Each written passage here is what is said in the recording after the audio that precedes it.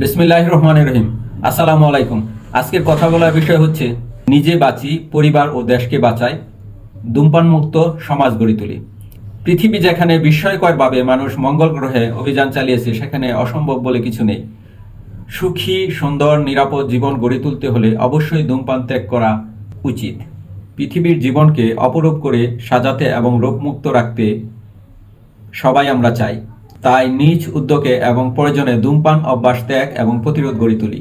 তার জন্য দরকার বৃহৎ উদ্যোগ, সামাজিক সচেতনতা ও দায়িত্ববোধ জাগরণ করা, এবং এই সৌন্দর্যময় পৃথিবীকে অক্ষত, সুন্দর, মনোমুগ্ধকর, নিরাপদ করে গড়ে তোলার জন্য নিরবিচ্ছিন্ন সাধনা প্রয়োজন।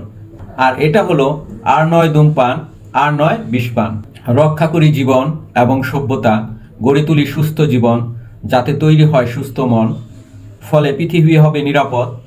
এই হোক সকলের অঙ্গীকার। ধূমপানের কারণগুলো হলো বিড়ি, সিগারেট, হুক্কা, চুরুট। ধূমপানের বিভিন্ন অবলম্বন বিভিন্ন কারণে গড়ে ওঠে। অল্প বয়সী ছেলেমেয়েরা কৌতূহলের বশে অনেক সময় ধূমপান করে। তারপর কুসঙ্গীতের পাল্লায় পড়ে অনেকে ধূমপান শুরু করে। কৃষকদের সন্তানেরা পারিবারিকভাবে ধূমপান শুরু করে।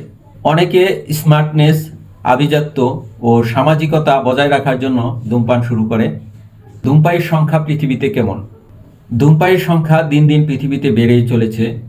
উন্নত দেশে 1% হারে ধূমপায়ী কমলেও উন্নতশীল দেশে অর্থাৎ তৃতীয় বিশ্বের দেশে 2% হারে বেড়েই চলেছে। পশ্চিমা দেশগুলোতে যেখানে 30 থেকে 40% ধূমপায়ী রয়েছে, সেখানে গরিব দেশে অর্থাৎ উন্নয়নশীল দেশে রয়েছে 40 থেকে 70% ধূমপায়ী। ধূমপানের কারণে মানবদেহে যে রোগগুলো হতে পারে সেগুলো হচ্ছে যক্ষা, দন্তক্ষয়, ব্রোনকাইটিস, গ্যাস্ট্রিক আলসার, ক্ষুধামন্দ্রা, হৃদরোগ, ফুসফুসে প্রদাহ ইত্যাদি রোগ হতে পারে। তাছাড়াও রয়েছে মস্তিষ্কে রক্তক্ষরণ, করোনারি থ্রম্বোসিস, দৃষ্টিহীনতার মতো জটিল জটিল রোগ। তারপর ক্যান্সার তো আছেই। ক্যান্সারের অন্যতম কারণ হচ্ছে ধূমপান। তামাক সেবনের ফলে অর্থাৎ বিড়ি, সিগারেট, চুরুট ইত্যাদি সেবনের ফলে তামাকের যে নিকোটিন নামক বিষাক্ত পদার্থ রয়েছে, সেইগুলো আমাদের শরীরের ভিতর ঢুকে যায় এবং বিষক্রিয়া আস্তে আস্তে শুরু হয়। এখন আসি কিভাবে আমরা পরিবারকে এবং দেশকে বাঁচাতে পারি। অনেকেই ধূমপায়ীরা এটাকে বলে চেইন স্মোকার। তারা দিনে 12টা থেকে 20টা পর্যন্ত সিগারেট খেয়ে থাকে, 1 প্যাকেট সিগারেট খেয়ে থাকে। তো এখন সিগারেটের যে পরিমাণ দাম, এতে করে একটা পরিবারের যে খরচ হয় তার অর্ধেক পরিমাণ টাকা সিগারেটে চলে যায়।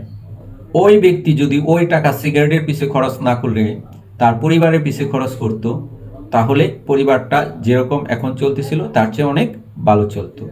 এইভাবে আমরা পরিবারকে বাঁচাতে পারি।